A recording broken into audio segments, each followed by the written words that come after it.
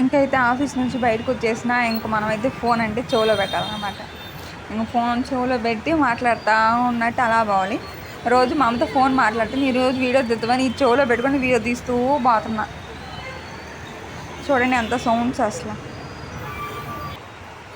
ఇంతే ఇంకా చెవులో ఫోన్ పెట్టుకొని ఇది ఈ విధంగా అవి వస్తా గుంపుగా వస్తా అన్నమాట. ఇంక నడుచుకుంటా పోతా ఉంటాం. ఇంకా ఫోన్ మా అమ్మ కరెక్ట్ టైంకే ఫోన్ చేస్తుంది. ఇంకా నేను అదే అన్నానికి వస్తాను అని అనే టైం కల్లా ఫోన్ చేస్తుంది అనమాట. లేకపోతే నేను చేసిన అప్పుడు లిఫ్ట్ చేస్తుంది. ఫోన్ మాత్రం ఖచ్చితంగా పక్కనే దగ్గర పెట్టుకుంటుంది. ఎందుకంటే ఒక్కదాన్ని నడిచిపోతా కదా, అంటే నడిచేదానికి కొంచెం ఇబ్బందిగా ఉంటుందనేమో. ఎందుకంటే ఇప్పుడు నేను పల్లెటూరు నుంచి వచ్చిన అంటే అంత టౌన్ నుంచి ఏమీ రాలే కదా. ఇంకా పల్లెటూరులో ఏంది అసలు ఎక్కువ బయటికి అసలు రాము. ఆల్మోస్ట్ ఒక షాప్కి వెళ్ళాలన్నా దేనికి వెళ్ళాలన్నా కానీ మా అమ్మే తీసుకొస్తుంది. మా అమ్మ మా నాన్న ఏదో ఒకటి తీసుకొస్తారు. తినేటి కావాలన్నా లేకపోతే టిఫిన్ తినాలనిపించినా ఏం తినాలనిపించినా వాళ్ళే తీసుకొస్తారు. మనకంతేం అవసరం ఉండదు కాబట్టి కాదా. ఇక్కడైతే ఖచ్చితంగా అన్నిటికీ మనమే రావాలి కాబట్టి పక్కన ఒక మనిషి అయినా ఉండాలి, లేకపోతే చెవిలో ఫోన్లో ఎవరో ఒకరు మాట్లాడుతూనే ఉండాలి. అప్పుడే నడవగలిగితే. కానీ లేకపోతే ఏందో తింగరది కదా, ఇది తింగరగా ఉంటారు కదా, అట్టు బిహేవ్ చేస్తున్న ఫీలింగ్ వస్తుంది అనమాట.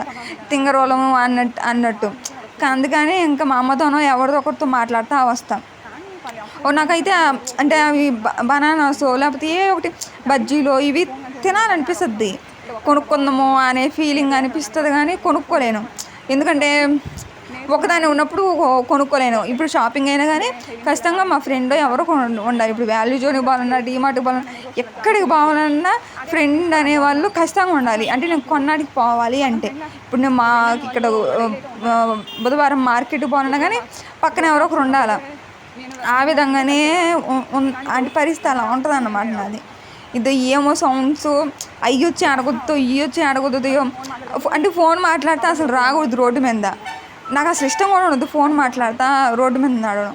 కానీ తప్పటం లేదు, ఎందుకంటే తింగరనలాగా రావడం. అదే స్పీడ్గా ఎవరు మనుషులు లేకపోయినా అనుకో అసలు ఫోన్ కూడా ఎక్కువ మాట్లాడను.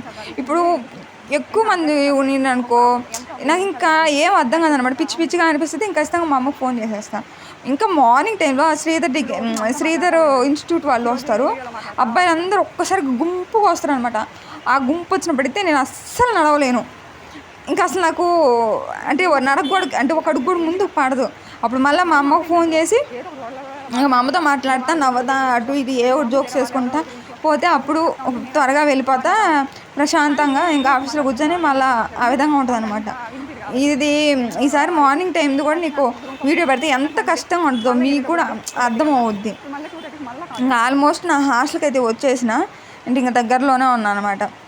ఇంకా మళ్ళీ దీంట్లో కూడా చిన్న సందులు, ఆ సందుల్లో కూడా ఎంత ఇరుగ్గా ఉంటుందో. మళ్ళీ నడవడానికి కూడా దాంట్లో కూడా మళ్ళీ బైకులు బండ్లు అన్నీ పోతానే ఉంటాయి.